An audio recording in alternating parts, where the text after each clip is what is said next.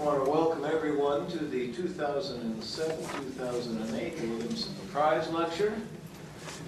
This is one of those truly special occasions where we gather together to recognize and celebrate the accomplishments of a member of our faculty, and by implication, all of the members of our faculty. In doing so, we acknowledge as well the enduring interest and support of our friends and trustees and the ties of the college to this region and state that have sustained Lyon throughout its history. The Lamar Williamson Prize for Faculty Excellence was established by the Lyon College Board of Trustees in 1979 in memory of Lamar Williamson of Monticello, Arkansas. Lamar was a distinguished lawyer, businessman, a civic and Presbyterian church leader, and a lifelong friend of Lyon, which he attended from 1901 to 1903. The Williamson Prize program was made possible by a gift from the late J. Gaston Williamson of Little Rock, who was Lamar Williamson's son. And Gaston was quite a fellow.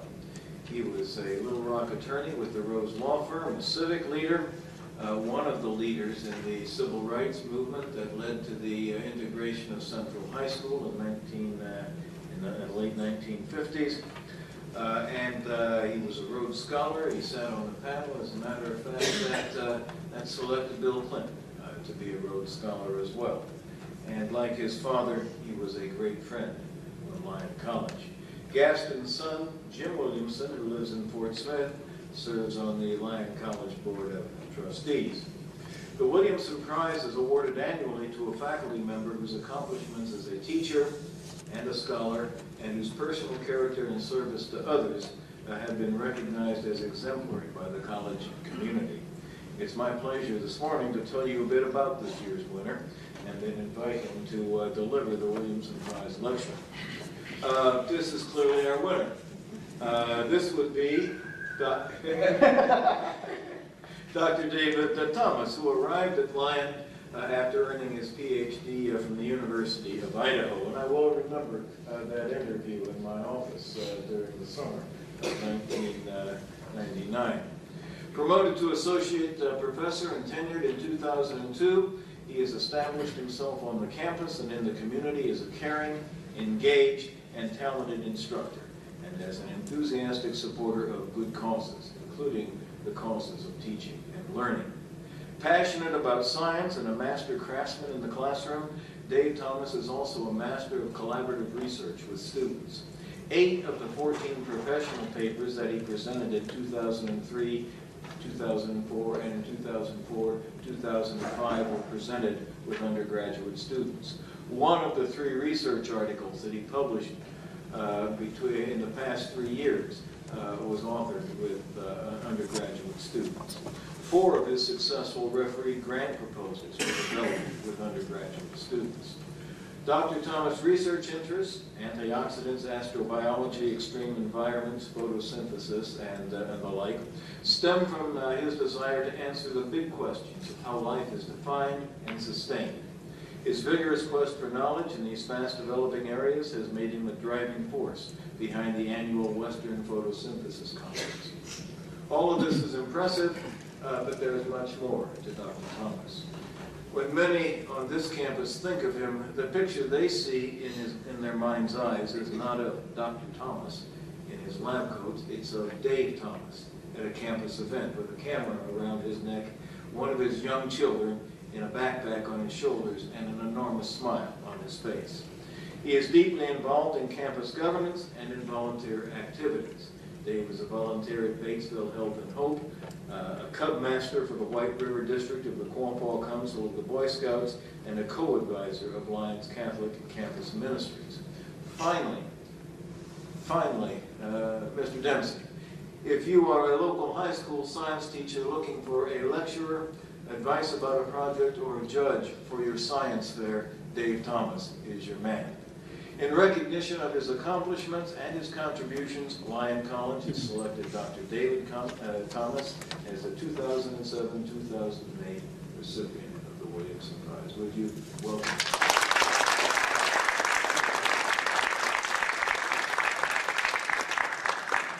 I'm going to move this this out of the way, I subscribe to the Tin Lindblom school of lecturing where you jump around the floor a lot. I'll try to stay off the tables though.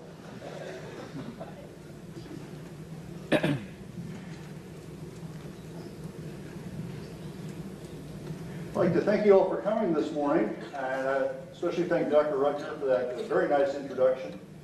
I'd also like to extend my thanks to the Williamson family for endowing this prize that has gone to many before me, and also to thank my colleagues and students for conferring this honor upon me. I would like to talk to you about Mars, also called the Red Planet. From a geologic and planetologic point of view, is probably the planet in our solar system that is most like our own. As you can see here, like Earth, Mars has polar caps, it has clouds, it has weather, it has volcanoes, much like Earth does. And the study of Mars has told us a lot about the study of Earth, and also the study of Earth tells us a lot about the study of Mars. What I'd like to concentrate on today is the search for life on Mars, and try to answer three big questions. One, did Mars ever have life in its past? Or, assuming it did, does it still have life right now? And then finally, if there is no life there now, could we put life there and make it into a planet that is more Earth-like? Well, the search for life on Mars started in the late 19th century with an Italian astronomer by the name of Schiaparelli. Schiaparelli spent many years of his life looking through telescopes and mapping the surface of Mars. And this is actually a reproduction of his map. And one of the things that Schiaparelli noted on his maps was a wide variety and network of channels, mainly along the equator here. Now, his work was published in Italian and was later translated to English and brought over to America, where the Italian canali, which meant channels, was mistranslated as canal. Now, there's a big difference there. A channel is natural. A canal implies someone built it. This inspired an American mathematician by the name of Percival Lowell. Lowell was the son of one of the wealthy families of the East Coast, and mainly just did what wealthy kids do, spend a lot of money. But he was trained as a mathematician, and he read Schiaparelli's work and became deeply interested in this idea of canals, still mistranslated, on Mars. But obviously, if there were canals, there must be Martians there somewhere. And so, using his family's money, he went out to the Arizona desert and built his own observatory. A very nice one. The Lowell Observatory is still in use today and is still a world-class astronomical center. Well, as we can see here, Lowell found even more canals than Schiaparelli did. In fact, he mapped over 200 of them. And he developed the idea that Mars was a dying planet and was slowly drying out. Now, one of the things that both Schiaparelli and Lowell noticed was that over the Martian year, which is about twice as long as ours, this region in here, especially the area shaded in gray, actually appeared to change over time. So that during what would be the Martian spring and summer, they appeared to get greener and darker, and then during the Martian winter, they would become brown. And so this idea that Mars was a dying planet took hold in Percival Lowell's mind, and he was also very good at presenting his ideas to the public. And so his idea was that these canals were being built by the Martians to bring water from the polar regions up in here and down here to the equatorial region, where the agriculture and other natural vegetation that he could see growing occurred. Now, I'd like to take a step back here just a moment. This is how Mars looks through a really good amateur astronomical telescope, which is about the same quality that Lowell had in his time. All these are actually made by amateur astronomers. If you look through one of my telescopes, it looks about like this. If you look through a really nice, expensive one, it looks better. Okay? But this is about what Lowell could see. So let's do a reality check here. If we were to look through Lowell's telescope at the time, this is what we'd see. Now, given this is the 19th century, everyone saw in black and white. But this is Lowell's map, okay, applied to a globe. We can see the dark regions that Lowell had outlined here. Okay, that part looks good. But where are the canals? Okay? Even with our best telescopic imagery, if we take a shot of Mars with the Hubble telescope, we don't see anything that even remotely resembles canals. And what we think happened was Lowell basically tricked his mind into thinking there was something there. Okay? He came into this whole idea with the preconceived notion that there were canals on Mars, based on Chapelet's work. And that if there were canals, there have to be Martians. And so with that in mind, he was trying to connect the dots here, where you might see a little area and the mind naturally tries to draw something in with which we're familiar. Okay? The long and short of it is, there were no canals visible at Lowell's time, at Chapelet's time, or even using modern telescopes. There's nothing even remotely resembling this type of network.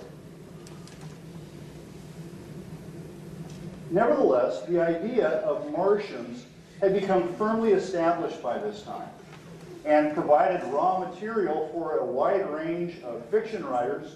Two of the most notable were H.G. Wells and Edgar Rice Burroughs, who came out with the War of the Worlds and the John Carter on Mars series, respectively. They're a lot of fun to read, too, if you haven't done. But also some more benign Martians. This is my favorite here. Okay? Or, for some reason, Martians had to have their brains outside their skull.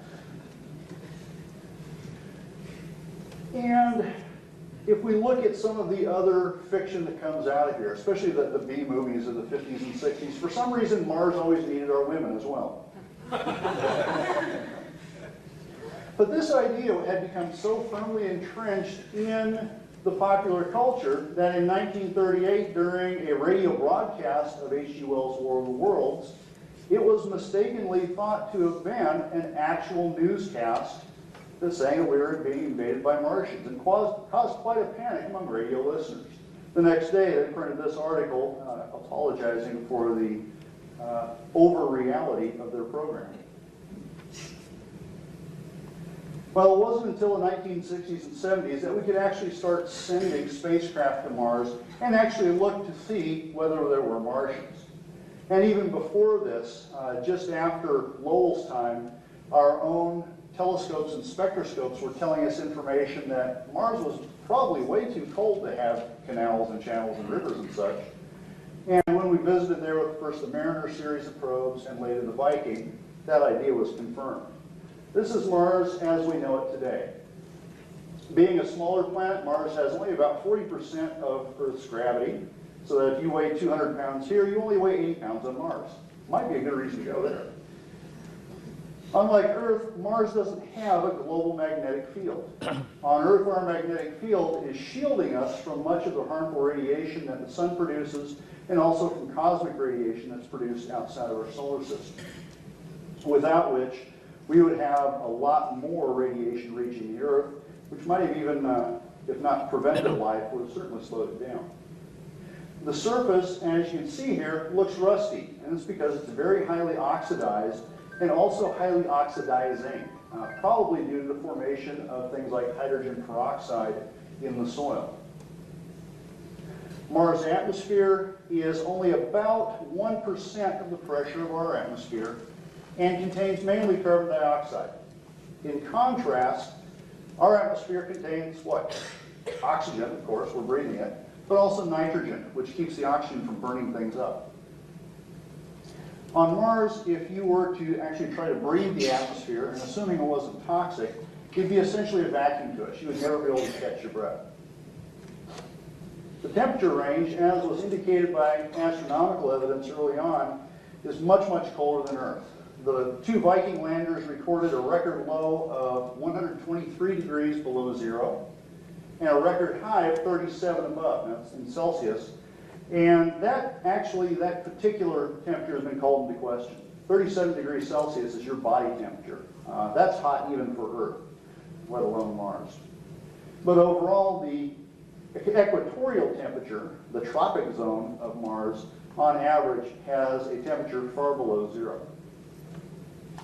This combination with low temperature and low pressure means that liquid water is not stable on the surface. If you were to take a glass of water and set it out on the surface of Mars, it would boil until it froze. You can have ice on Mars, you can have water vapor on Mars, but no stable liquid water. Now, one of the good things that they found was that the 6 what we call biogenic elements are found on the surface. These are the 6 elements that make up most of cells. About 99% of the mass of a cell consists of carbon, hydrogen, oxygen, nitrogen, phosphorus, and sulfur. That was a good thing to see. The Viking landers were actually built with the specific purpose to look for signs of life. Now, in hindsight, they were fairly limited. Basically, they were looking for E. coli. And so the results were ambiguous at best. A few of the experiments did have results that were consistent with life. But when they took those same samples and heated them up to over 100 degrees Celsius and retested them, they still showed signs of life, which indicated that what we were seeing was probably not life, but some fairly interesting chemistry. And then the clincher here was that life as we know it has organic molecules in it. And the Vikings could not detect inorganic molecules down to the level of parts per billion. And so by 1982, when the Viking project ended, it was looking a lot like maybe Mars didn't have any life, perhaps never had any life, and a lot of people suddenly just lost interest in Mars. And we didn't have much of a Mars exploration program for the next 10 years or so. During this time, though, we were making some discoveries on Earth that would start to change the idea of whether or not Mars was actually living or had been living in the past. One of these, come back here a moment. One of these things we found was that a lot of what we thought were areas that were too hostile for life, boiling water, sub-freezing conditions, deep inside of rocks, things like this, where everyone was assured that, nah, you can't have life there. There was. And in fact, there was an abundance of life in places like the hot springs of Yellowstone and neighboring places, similar places. We could find life living inside of rocks on the surface of the Antarctic ice shelf. We could find microbes living inside of rock that have never seen the light of day for millions of years, 2 miles below the surface of the Earth. And so our whole idea of what was actually too hostile, too hot, too cold, too for life changed dramatically. And in a completely unrelated finding, suddenly this idea of Martian life was thrust into the forefront of public eye again. In 1984, a group of meteorite hunters went to the Antarctica, and they do so because the nice bright white Antarctic ice field allows you to pick out meteorites very easily. They hit the surface of the ice and just sit there. Even though Antarctica has a lot of snow on it, its annual snowfall is actually very, very small. So it's very easy to simply go out there with a snowmobile and pick up meteorites.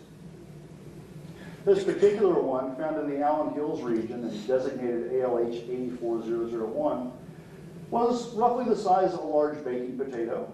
It was collected, bagged, tagged, sent back to the United States to reside in basically a storeroom for several years. When it was brought out again and chemical analyses were done on it, it was found that this meteorite originated on Mars. It's one of about 20 that we have of the same origin. They're fairly rare, but we can tell by their geochemistry, what's locked inside of it, that this indeed was at some point blown off the surface of Mars, traveled the distance between Mars and Earth, and then fell under Earth. It was dated at about 4 billion years old. Again, this didn't have much to do with the search for life on Mars. In fact, the scientists studying this thing were much more interested in what the geology of Mars was like. But when they looked at this under an electron microscope, they found these things. Okay, kind of segmented rods here, some little squiggly things here. And these look a lot like Earth bacteria. Okay. Now we have found fossils of bacteria here on Earth, and they do look something like that, although these are a bit smaller.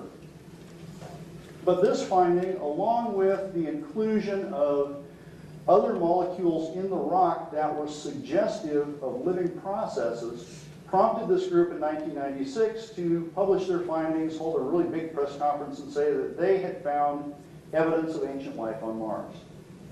Now, as the scientific process goes, independent groups of scientists then looked at the same data to draw their own conclusions, and they found that indeed everything that the original team had said was consistent with life. But it could also be consistent with non-living processes. They were able to explain all of these things, including these supposed microfossils, including the organic molecules and the carbonate deposits that were found elsewhere in the rock, as also being compatible with non-biologic processes. The end result of all this, we still don't know. We don't have enough data to make a conclusion. The nice thing, though, was suddenly it re-sparked the interest in life on Mars. One of the other things that we found out during this interval between Viking and the findings of the Mars meteorite team was we were discovering that early Earth and early Mars were probably much more similar than we had originally thought. Our earliest evidence of life on Earth dates back to about 3.5 billion years ago. And during this same period of about 4.5 to 3.5 billion years ago, Mars was probably a lot warmer and wetter than it is today. And so this has prompted NASA and the European Space Agency and many other scientific endeavors to look for now signs of ancient life on Mars. And to do that, the primary thing we're looking for is water. On Earth, in all of these weird places that we found life, the one consistent thing that we always have to have is the available liquid water. And so the mantra has become to follow the water, look for evidence of water, and then we might find evidence of life. Well, starting with the Mariner project and moving all the way up to today's Mars exploration, one of the things we found is that there are channels on Mars. Okay, Schaeffer was right, there were channels there, you just couldn't see them. And these look like they were cut by water. Not just in a few places on Mars, but all over the planet. One of the currently operating Mars orbiters, called Mars Odyssey, has a device capable of detecting hydrogen underneath the surface. And in this map, the red and yellow areas here and over here are indicative of high concentrations of hydrogen. Now, the most commonly found form of hydrogen on a planet is tied to oxygen, which we call water, H2O. Okay, and so the most likely explanation for these results is that there is water ice just a few meters below the Martian surface. Okay? We have analogs to this on Earth. If you go any place in northern Canada, go to Siberia, other places in northern Russia, the areas that we call tundra are all like this. They're areas that are permanently frozen beneath the surface and have quite a bit of water held up there.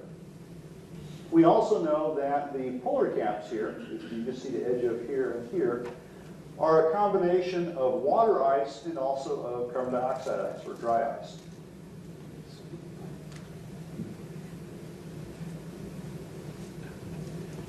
In 2003, we launched 2 robotic geologists called the Mars Exploration Rovers. After their launch, they were named Opportunity and Spirit. And these 2 robots were designed specifically to look for geological features that would be indicative of ancient water. And with one of them that lucked out the first try, its landing site was actually right near this outcrop of bedrock. And you can see it's laid down in layers. Most likely, this was done in water. Okay? If you've ever wandered out into our neighboring area here, the entire Ozark Mountains were laid down in the same way. This whole area used to be an ancient seabed, and as the ancient rivers brought in eroded material and dropped that into lakes and seas, this material became compressed down into sedimentary rock, and then later, up thrusting beneath the crust, brought up a plateau, which then re-eroded to be the Ozarks we see today. So this is just some nice visual evidence. The other thing these robots can do is grind away the exposed surface rock and get under the oxidized layer to see what minerals are actually inside that rock. And we knew from the Mars Global Surveyor spacecraft that there was a lot of hematite exposed on Mars. Most of us know hematite as a semi-precious stone, when cut and polished as kind of a gunmetal gray. Very, very common. In fact, there's some on my tie. Okay? And hematite is only known to form in the presence of water. And so these large outcrops are actually used to target the two rovers. And what they did then is on one of these sites, this one's called Clovis, that it ground into the rock here to expose the stuff laying underneath, and put an instrument called a Mossbauer spectrometer on there. Now, unless you're a geologist or chemist, this won't make any sense to you. You take my word for it. What it does is identify iron-bearing minerals. And this particular pattern that they saw allowed them to identify 4 minerals in this rock. The two of interest to us here are hematite and goethite, both of which are minerals that are only known to form in water. These findings, coupled with other evidence of things like sulfate minerals leaching through the rocks, there are also these little inclusions that were called blueberries. Some of you may have seen these on the news. That all taken together indicated that this area of Mars, sometime in its past, was covered with a salty, somewhat acidic ocean. We don't know how extensive it was or how long, probably at least a few thousand years, but there was water on Mars. Now, I've often been asked, could the rovers find fossils and things like this? Only if they got really lucky. Okay, they were never designed to actually be fossil hunters or life hunters. They were geology probes. But we have other indications of ancient water as well. This is a topographic map here, and the blue areas are the lowest areas of Mars. The red, brown, and white are the highest areas. Now, since Mars has no oceans today, we can't really say, well, this is above or below sea level. And so what they simply do is take the average span of elevation, cut it in half, and say that halfway point is the equivalent of sea level. So the greens and the blues here would be the equivalent of below sea level, and anything that's yellow and red and orange would be above. And if you notice here, the entire northern hemisphere of Mars is much, much lower in altitude. And the other thing we notice very quickly is that compared to the southern lands here, these are very, very heavily cratered, whereas the northern area here has relatively few craters. Now, we have no reason to suspect that one half of Mars got hit more often than the other. Okay? Planets get hit fairly uniformly and fairly randomly. The explanation then would be that if this was an ocean at some point, then the same sedimentary processes that form the bedrock outcrop I showed earlier would also fill in the older craters. And only the more recent craters would show up here after our ocean disappeared. And so this is a recreation that was done. What if Mars had an ocean here? This is about what it would look like. We'd have this great northern sea here, and then a smaller Great Lake on the southern hemisphere. And it's really nice island full of volcanoes right here. Okay? This is what we think Mars may have looked like in the past. And depending on how much of Mars' original raw materials are still there today, perhaps, with not too great a leap in technology, we could make Mars look like this again. Sounds like science fiction, doesn't it? Okay. We call the process planetary engineering. It's also called terraformation or ecopoiesis. And basically the idea here is to, over a time scale of centuries to millennia, increase the average global temperature of Mars by 4 degrees. 4 is the magic number here. Because if we do so, computer models suggest that it would cause a runaway greenhouse effect. If you increase it to a lesser extent, it'll go back to a stable point and look the way it is now. But if we can get it just past 4 degrees, then the polar caps all melt at the same time. The ice underneath The soil melts at the same time and releases both water vapor and additional carbon dioxide into the atmosphere. Now, carbon dioxide, as we've all been hearing for the past 20 years, causes climate change, causes the atmosphere to warm up, which in turn causes more melting and more release of gases, which causes more heating and more release of gases. We get a positive feedback effect until we reach the point where everything that used to be locked up as ice is now either in the atmosphere or in lakes and oceans. Once we have that point where liquid water is stable, then we can introduce life. That life is going to be fairly primitive and fairly simple by human standards to begin with, mainly bacteria, maybe a few algae, a lichen or two. But life itself has the ability to continue modifying the environment. And then once we get these things past not just surviving on the surface, but growing and diversifying on the surface, then we start to introduce more complex organisms like plants and insects and eventually us. The idea here, if there's enough raw material to work with, that we could actually have another planet habitable for humans. Mars will never be like Hawaii. It might get to be like Canada, though. Out here. Okay, now to do this, how do you actually change a planet on an entirely global scale to the point where you give it a new climate, basically? Well, it turns out many of the things that would be really bad for us right now would be really good for Mars. One of these is to get impacted with a comet or an asteroid. Anybody watch the Discovery Channel, History Channel about the Universe series? Okay, that's one of the things they talk about. It would be really bad for us to get hit by an asteroid at this point. At best, it might wipe out civilization. At worst, it might wipe out most of the life on Earth. Okay. This is what caused the extinction of the dinosaurs 65 million years ago. It was getting hit in Mexico, or what is now Mexico, by a large asteroid. It's a fairly simple physics problem to figure out how to nudge an asteroid or a comet to cause it to crash into a planet. I'm sure Dr. Hutton's class could do this within half an hour. Okay? What you don't want to do is miss.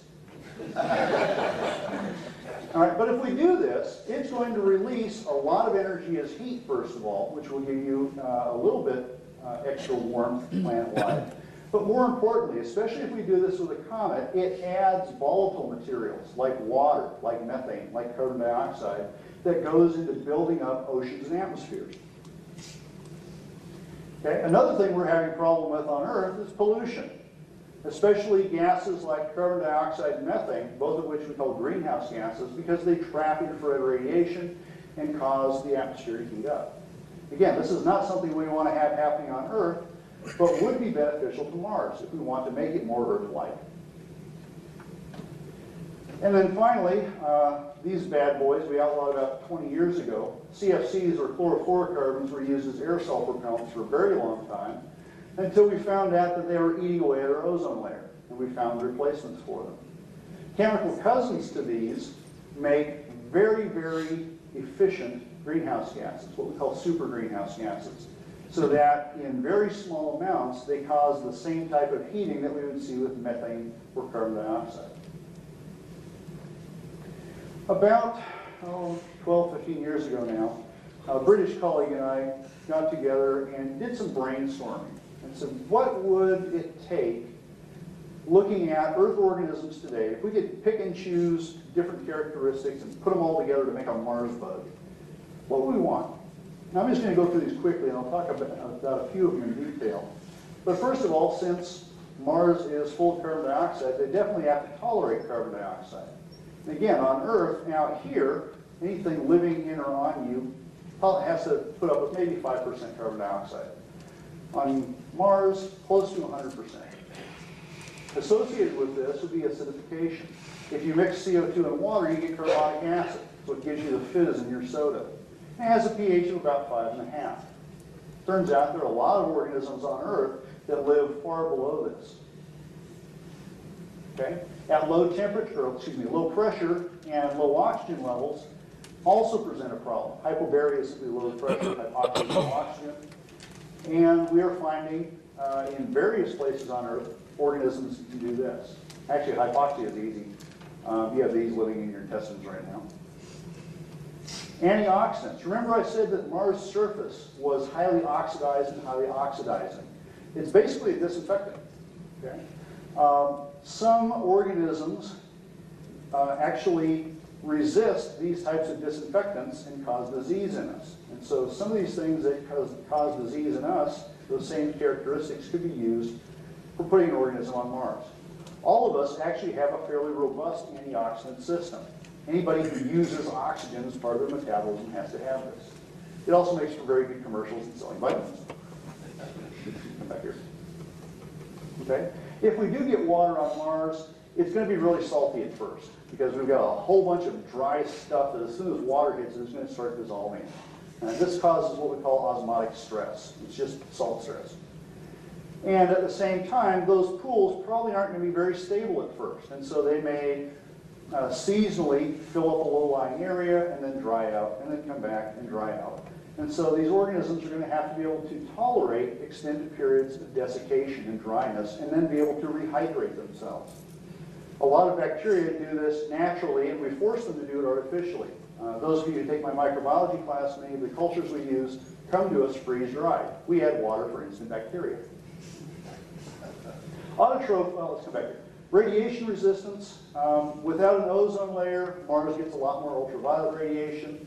Without a magnetic field, it gets a lot more ionizing radiation. And we have to have some way to cope with this, either to resist it, have some way of absorbing that radiation harmlessly, and also to repair the damage caused by it. I'm going to talk in particular about that one. There's a little bacterium that holds the record for radiation resistance. Autotrophy is simply a way of saying making your own food. And on Earth, most of this gets done through photosynthesis. Plants, algae, cyanobacteria all do this. Carbonate dissolution is actually a nuisance to us.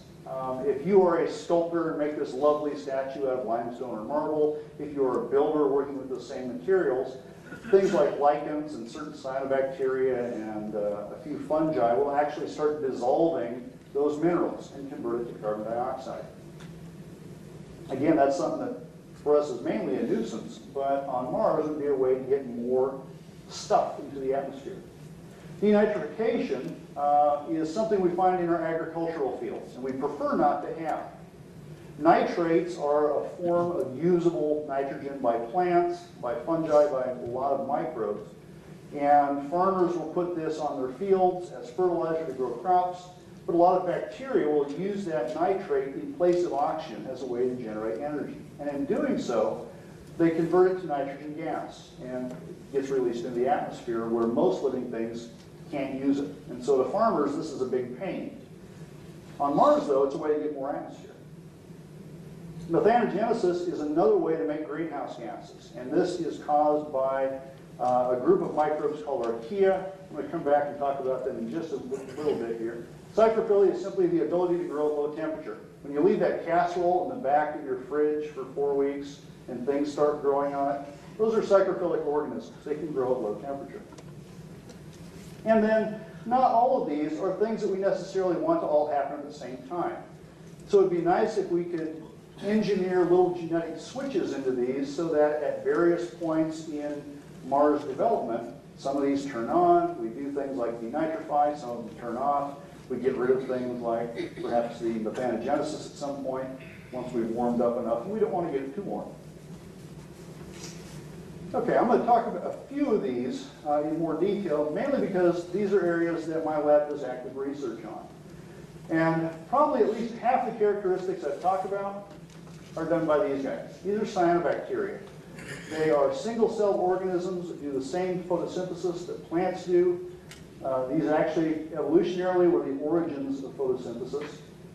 And so not only do they make their own food, but they can also do things like fix nitrogen, in a few cases maybe even denitrify. They're radiation resistant, they're desiccation resistant. So a lot of these characteristics we want are already here. In 1998, I worked on the staff of a NASA program called the Space Life Sciences Training Program, and this brought in undergraduates from all over the United States.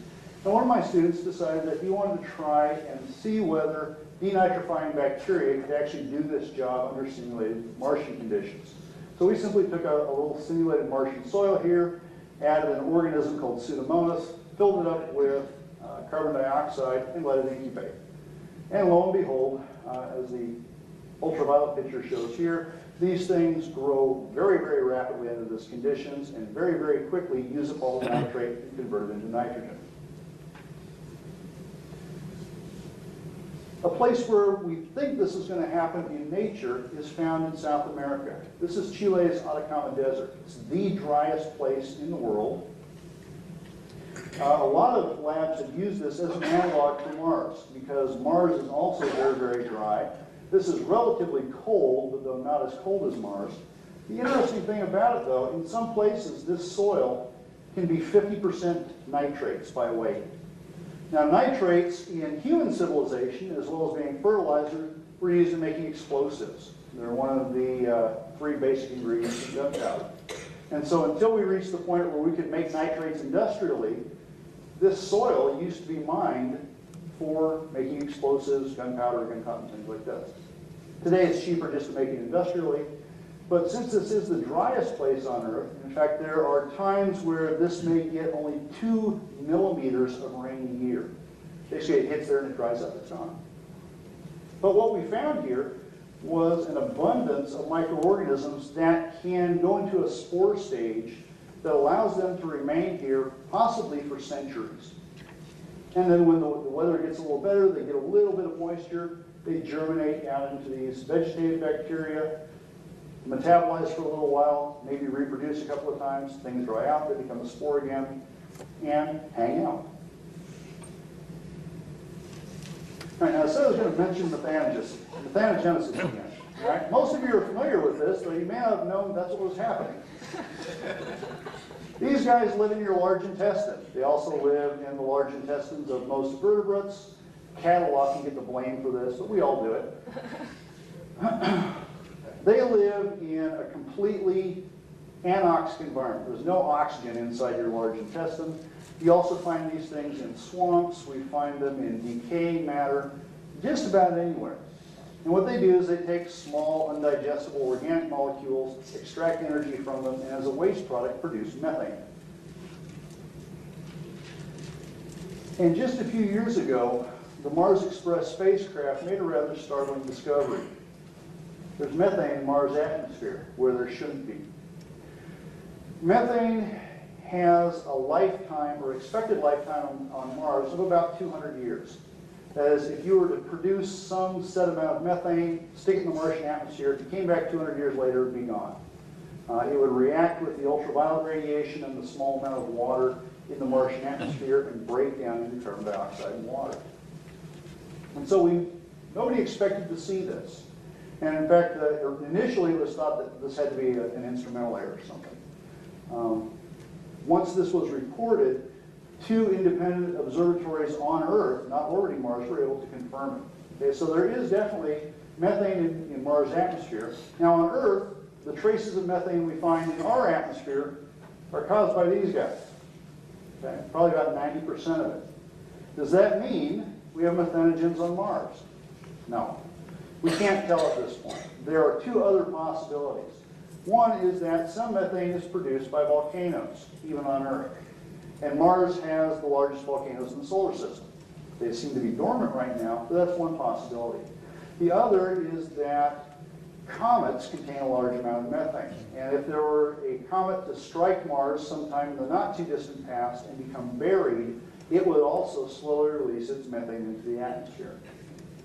There are instruments that are capable of detecting whether or not this is actually biologically produced. They are not currently available on any of the currently operating Mars probes. So this is going to have to wait for confirmation, but it keeps on us a job. Now, this was a major project in my lab for years, where we were trying to take some cyanobacteria and see whether they could grow under conditions we would expect after we did a little initial fiddling with Mars climate. And this was to look at whether or not these could grow in 100% CO2. We took 4 very common cyanobacteria here. These weren't selected because I thought they'd grow. They were selected because I had them in the lab. But we put these in increasing levels of carbon dioxide and look at their growth. Okay? Up to 40% CO2, everything grew. Now this was a little bit startling in and of itself, because no organism on Earth has seen this level of CO2 in the natural environment for at least the past 500 million years. When we bring it up to 100% CO2, one of these died. Two others could survive it, but they didn't grow. But if you brought them back into an air environment, they would. And then one not only survived, but continued to grow, albeit slowly. So it's called Pleconema boreanum, and we're going to see this a couple of times here because it has now become a prime candidate as a model for looking for life on Mars. Now, if we increase the CO2 level, at the same time, we're decreasing the oxygen level. And so we also wanted to make sure that these things could grow without oxygen, but without the huge CO2 load. And so we also grew these things in a mixture of nitrogen and carbon dioxide and found that all of them grew under these conditions. So here we have an organism that is autotrophic, is CO2 tolerant, is hypoxic tolerant. I don't have it here, but is also acid tolerant. This is looking better and better. I had another student look at the ability of some of these cyanobacteria to produce large amounts of antioxidants. Now this graph's a little counterintuitive. Smaller is better. Okay? What we're looking at is the amount of reactive oxygen being produced. And so this is our control where we simply had nothing in there to decrease oxidation. These two cyanobacteria were isolated in the Antarctic. These two were found in more temperate climates. Okay? And so what we found is indeed these guys that were adapted to the cold temperatures also had more antioxidants. All right, now I told you I was going to tell you about radiation resistance. This is Deinococcus radiodurans. It was first isolated inside a nuclear reactor. And it can grow at 10 times the lethal radiation for humans. Not just survive, but grow. It's really cool. Problem is, it's about all it does. If you put in any other stress, it dies. But for things like ultraviolet radiation resistance, we come back to cyanobacteria. These guys, this is a micrograph of individual cells, were actually isolated from sandstone, where they grow about 4 millimeters below the surface here. If you break one of these rocks open, they've got these green bands in them. And this was the first instance of a photosynthetic organism being found on the continent of Antarctica. There are a lot in the ocean around it. So this was found in 1976, coincidentally with the Viking program. All right, so these guys can resist ultraviolet radiation either through their metabolism or through their, you might call it behavior, their growth pattern. Now, assuming that we can get these guys to survive on Mars and grow, then we would expect to see a progression in the ecology of Mars as each organism we introduce changes the environment to make it more and more hospitable.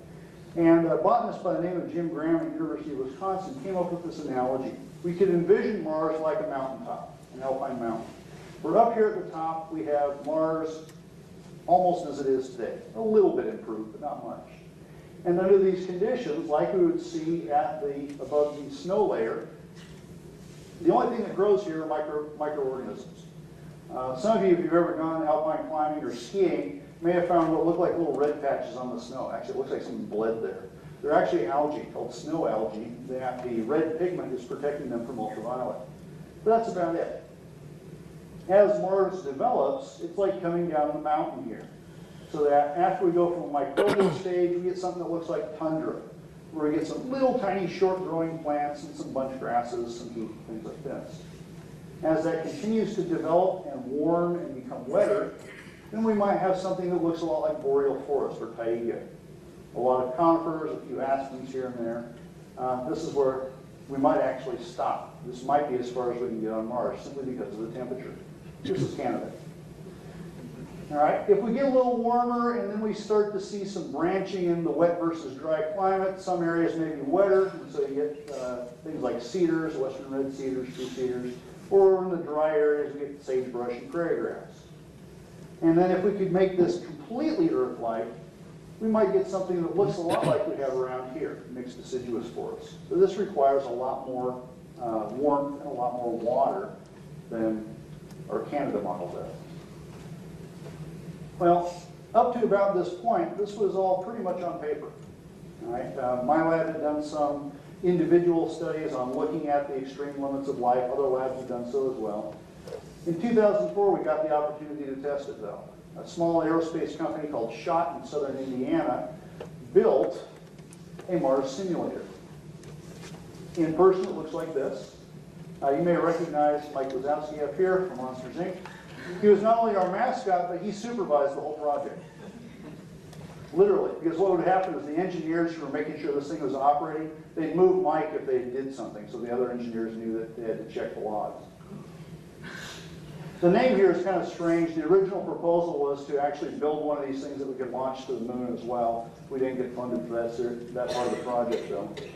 So this is basically a deep freeze, and over here we have a xenon arc lamp that can simulate the entire spectrum of the sun, including all the nasty ultraviolet radiation that our atmosphere filters out.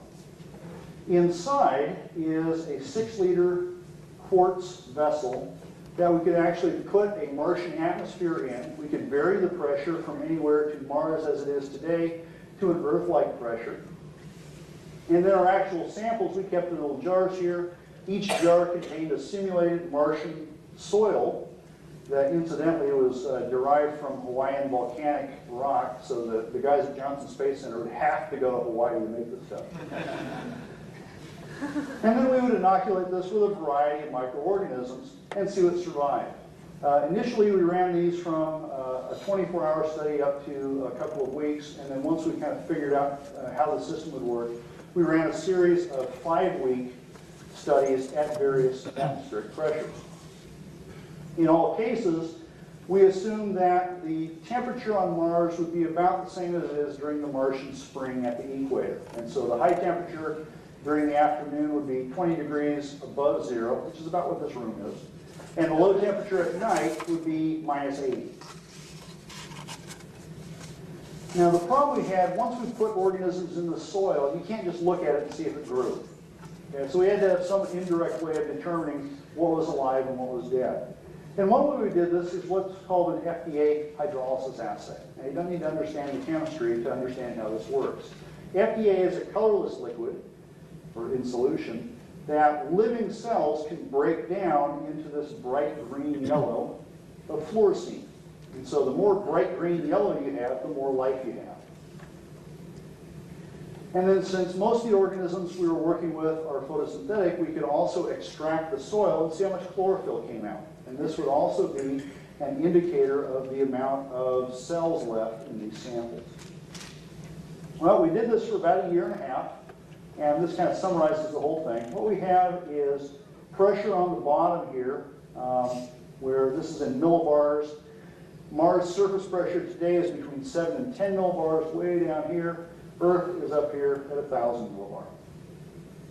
The lowest we went was 25, about 2.5 times what Mars is today.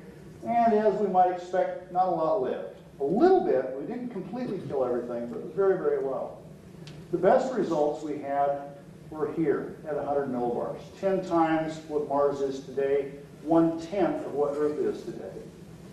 And in this case, all 4 of our tested cyanobacteria survived here. Actually, 3 cyanobacteria. This was an alga called chlorella. And then as we increased this up to 500 and 1,000 millibar, we found that the life actually dropped off again. Now, this was a little bit surprising to us, but not completely unexpected. Remember that we'd already seen that this one, Plexonema, could survive in 100% carbon dioxide at Earth pressure. But those experiments didn't include this daily freeze-thaw cycle that spanned 100 degrees, nor did it include the full-strength ultraviolet radiation hitting Mars. So given all that, it's actually good to see that we still had a little bit of growth here in both of these. When we look at the chlorophyll data, they look a little bit more promising, but a little bit contradictory. Okay, because we still had the maximum amount of chlorophyll here at 100 millibar, very little down here, and more here than what we would have expected from the FDA results. What we think happened was that since most of the time these things were held below freezing, the cells died, but the chlorophyll didn't have time to decompose into non-colored materials. So what we think we're seeing here is actually chlorophyll but in dead cells. After we presented these results and had part of the work published already, many of our colleagues suggested that we could continue this line of work without having to use the expensive simulator by directing the evolution of some of these organisms, by actually putting them in increasing levels of carbon dioxide, letting them grow, let the ones that can't handle it die off, and then selecting just for those ones that can grow in CO2. And then you repeat the process. You elevate the CO2 a little bit more, let things grow, let things die, select the ones that live, and do it again. This is mini Mars right here. This is simply a sealed flask. We could put in our culture, inject the atmosphere we wanted, and then this little sidearm here allows us to monitor the growth of what's in there without having to open up the flask and contaminate the atmosphere. This is work in progress. I had a student work on this last year, and then she moved to Alaska. But what we found so far is very promising. The way to read this is the steeper the slope, the faster the growth, and the better the growth. And this one in particular, the purple line, is plectonema at 60% carbon dioxide and nitrogen. Okay, and this is showing much better growth actually than our control did, that just had air in the flask. So this is still looking promising. We're going to continue this particular study this spring and summer and see if we can get this to keep this kind of a growth rate up at 100% CO2.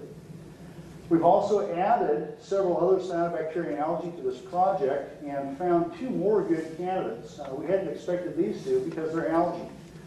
And typically, algae being bigger, more complex cells tend to be less resistant to these kinds of stresses. These were actually isolated in the Laramie Mountains of Wyoming, good excuse to go to the mountains, and turned out that they grew almost as well as plectonema did. So this is another strain that gives us another opportunity for potential Martian organisms. This is work in progress, but we can make a couple of conclusions from it. First of all, if indeed early Mars had the same type of climate that early Earth did, then many of the organisms that we've been testing in my lab and other people have been testing around the country could have survived under those Martian conditions. Now, we still don't know whether life ever appeared on Mars. But if it did, it would have been something we could recognize. Okay? We do know the surface of Mars today is incompatible with life as we know it. Although if we were to happen to have crashed a spacecraft on the surface of Mars that just happened to have some microbes on it, those microbes would probably survive for at least a couple of hours to a few days.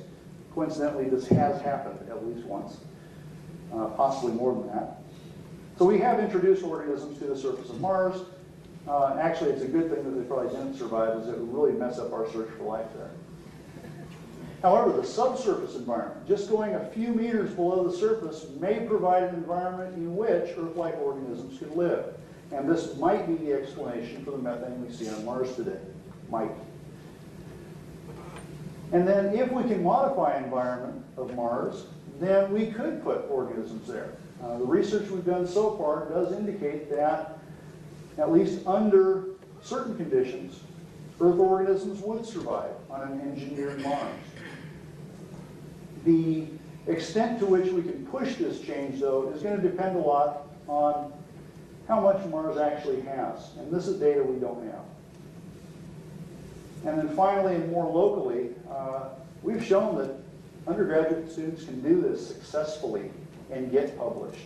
Dr. Rucker's introduction is actually a little out of date. We've got, I think, 5 referee publications with students on them now. And I would like to thank those students.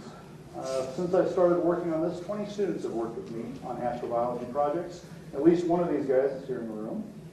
I'd also like to thank my colleagues and collaborators. Bob Grayson worked with some of the genetic aspects of this with me before he turned traitor and left for Armstrong Atlantic. But also collaborators at New Mexico Tech, at 2 NASA centers, at SHOT. These are the guys that built the simulator. And we had one of the local high school teachers participate in a summer of research on the Mars project. This has been funded through a variety of state and federal agencies. Most of my funding comes through the Arkansas Space Grant Consortium, which incidentally provides speakers for those of you who need them for outreach. Also the NASA Institute for Advanced Concepts. These are the guys that fund this kind of far future types of research. And with that, I thank you for your attention, and I would be happy to answer your questions.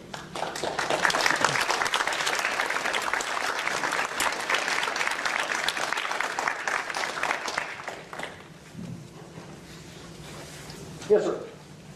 I'm going to quote some figures that I've heard. If they're wrong, correct me if you don't mind. My understanding is it's about 34 molecules per 100,000 molecules in the Earth's atmosphere of carbon dioxide. Yeah. Making a quick calculation, assuming the Mars atmosphere is nearly 100% carbon dioxide, but it's 1% of the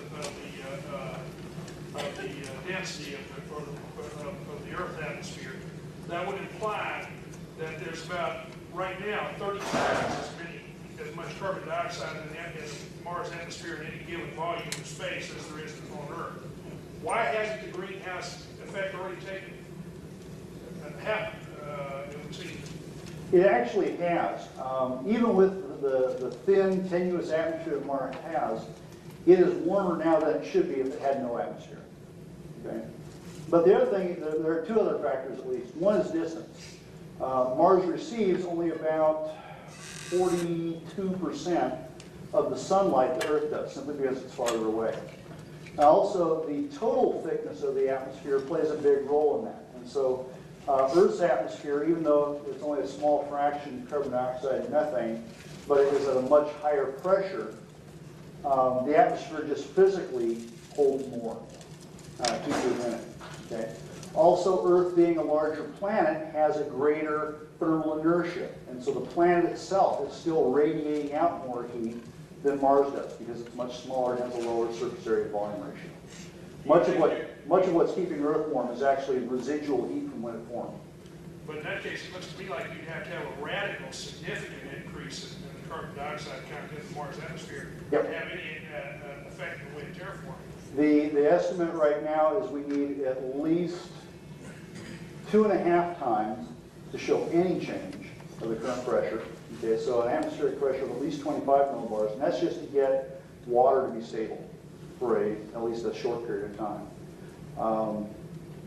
To actually get it up to Earth-like values, we would have to have a total pressure of around twice Earth's. Is that physically possible? We don't know. Physically, yes. Whether there's enough volatile reserves on Mars or we could bring in the form of comets and such like that is an unknown. Any others? Barry? You said that there were instruments that would be able to tell whether methane was biogenic or non-biogenic. I'm assuming that would be by isotope analysis? Yeah, by mass spectrometry and looking at stable isotope analysis. The idea here is that, for example, carbon, for you non-chemists, has 3 forms, 3 slightly different weights, and living systems tend to exclude the heavier ones. And so if that's the case, we would see the methane in Mars would have a much lower carbon-13 to carbon-12 ratio than we would expect of completely chemical processes. I'm competing with lunch. Yes, sir. Ma'am. You said the gravity was very low on Mars. Does that have an effect on Ability to hold the atmosphere? Yeah, in fact, that's why we think that Mars doesn't have a thick atmosphere anymore. Like I said, the early Mars probably had an atmosphere somewhat similar to that of early Earth, but because of its lower gravity, lost to space much more rapidly. We're actually losing our atmosphere to space as we speak, so grab on while you can. But it's, for Earth, since we have much more gravity, it doesn't happen as fast. I'm going to break in here, sensing that folks have places to be. But if you look at the backs of your programs, you will see the names of the winners of the Williamson Prize. And Dr. Thomas, your name will be added. And it has been added. Okay, right there it is. Your assistant featured That's it. And in addition, along with this marvelous cup and your name on it, there is a small token of our appreciation from the endowment provided by the Williamson family. So congratulations.